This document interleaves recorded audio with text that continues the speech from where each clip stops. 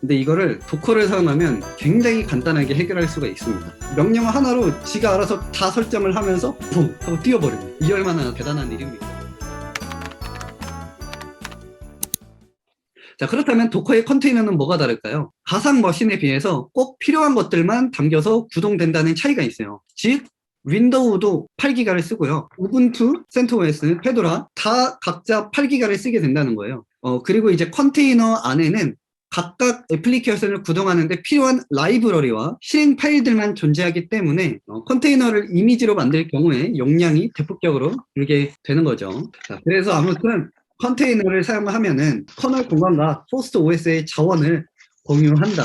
그래서 상당히 가볍다라고 생각을 하시면 됩니다. 자, 이제 실습입니다.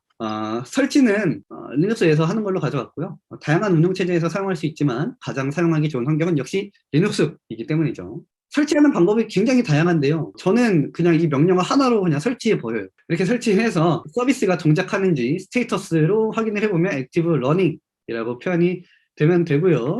자, 이제 컨테이너를 생성을 하는 방법을 알려드릴 건데요. 이미지가 실행된 상태가 컨테이너잖아요. 근데 이미 만들어져 있는 우분투 이미지를 컨테이너로 띄우는 거예요, 지금은.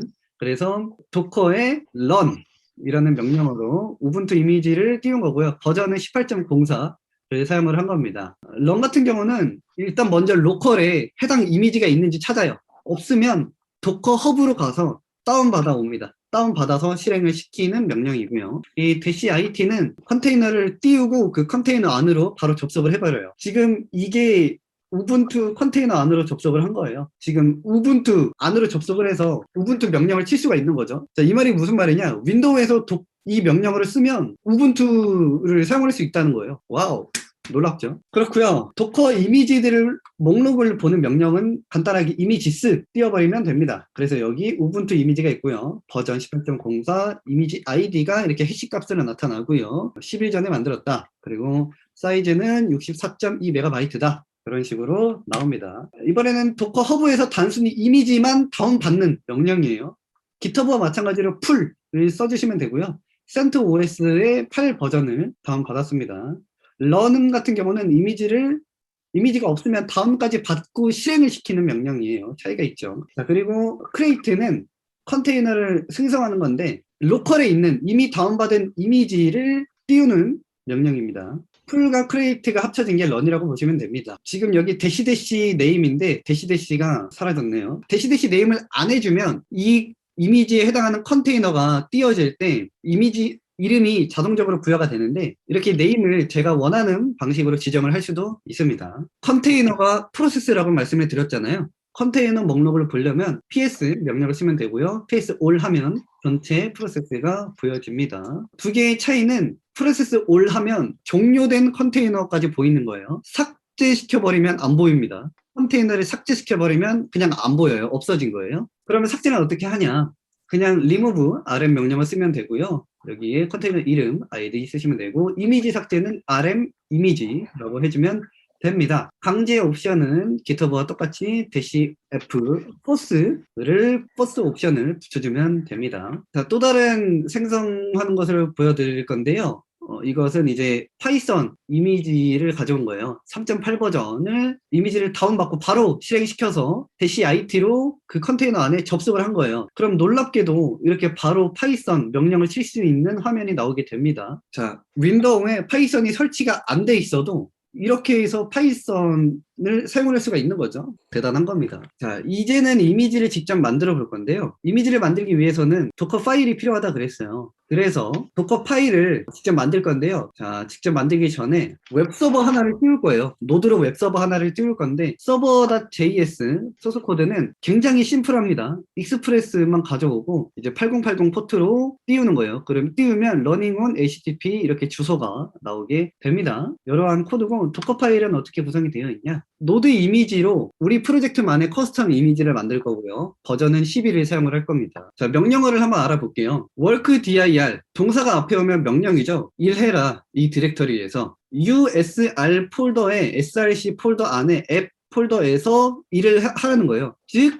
이 아래에 있는 명령들은 이 앱 폴더에서 동작을 하게 됩니다. 여기서 우리가 하나 알아야 될 게 무엇이냐? 없는 폴더일 경우에는 만듭니다. 폴더를 만들고요. 이 USR 같은 경우는 리눅스에 존재하는 폴더죠. 즉, 이 노드가 리눅스 기반 이미지로 만들어졌다는 거예요. 자, 그리고 이 앱 위치로 와서 패키지 제이슨들을 현재 폴더로 옮겨요. 자, 여기 있는 게 컨테이너고 여기가 로컬입니다. 이게 로컬이잖아요. 그러면 이 패키지 .json이랑 와일드카드 이 별표시를 사용했으니까 락까지 포함하는 거예요. 이 두 개의 파일을 컨테이너 안에 현재 폴더로 옮기는 거예요. 그럼 즉 이 앱 폴더로 복사가 되겠죠. 그리고 여기서 런으로 명령을 커맨드를 실행시킵니다. npm 인스톨해서 패키지 .json에 있는 의존성들을 죄다 설치를 해서 컨테이너 안에 노드 모듈스 폴더가 만들어지겠죠. 여기서 이제 로컬의 현재 경로 그리고 컨테이너의 현재 경로가 찍혀 있는데 로컬에 있는 모든 것들을 컨테이너 안에 복사하겠다는 거예요. 자, 근데 이렇게 되면은 로컬에 있는 노드 모듈스 폴더까지 컨테이너 안으로 들어가잖아요. npm 인스톨해서 노드 모듈스를 만들었는데 덮어 씌워버린단 말이에요. 왜 이렇게 했을까요? 예측해 보실래요? 아래 이그노어에 노드 모듈 있어서.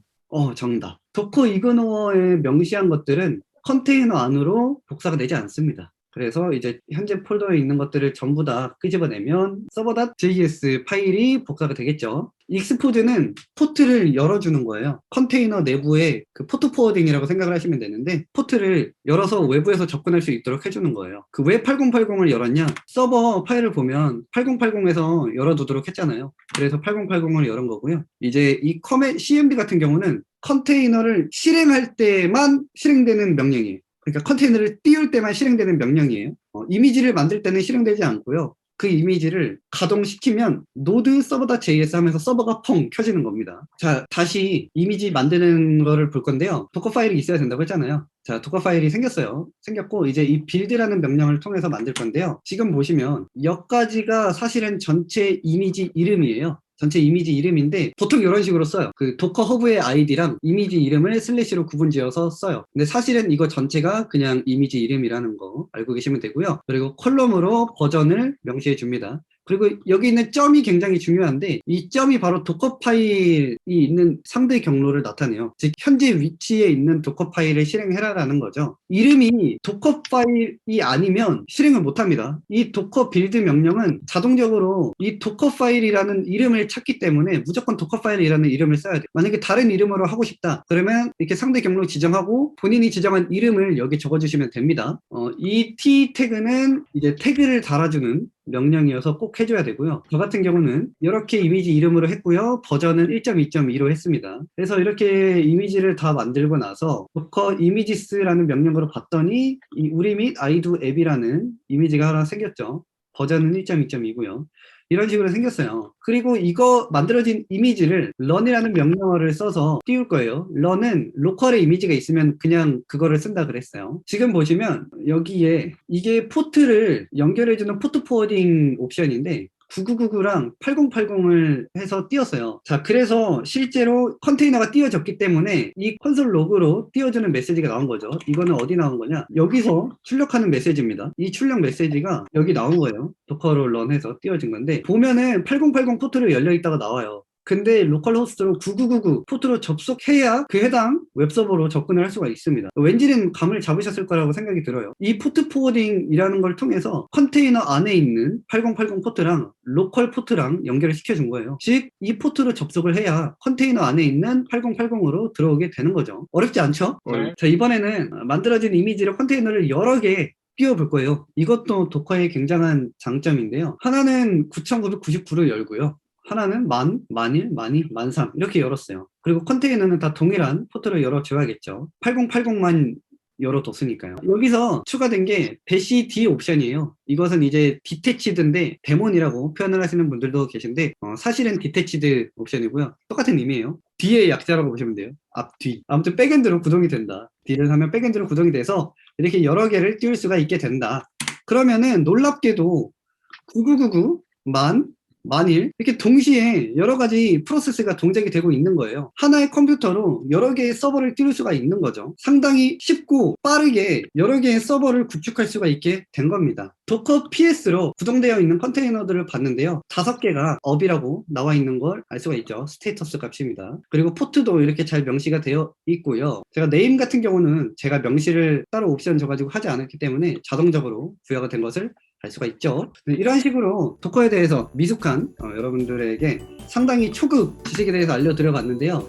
상당히 많은 도커 강의들을 봤음에도 제가 직접 해보기 전까지는 이해를 못했었거든요. 그래서 온전히 이해를 하려면 직접 해봐야 된다라고 말씀을 드리고 싶고요. 저도 일일이 하나하나 명령 run pwd, run ls 뭐 이런 거 하나하나 다 치고 컨테이너 띄워보고 명령 보고 하면서 구조를 익혔거든요. 실제로 커스텀 이미지를 만들기 위해서는 좀 연습을 많이 해보셔야 됩니다. 도움이 되셨다면 구독과 좋아요 그리고 댓글 알림 설정까지 꼭 부탁드리겠고요.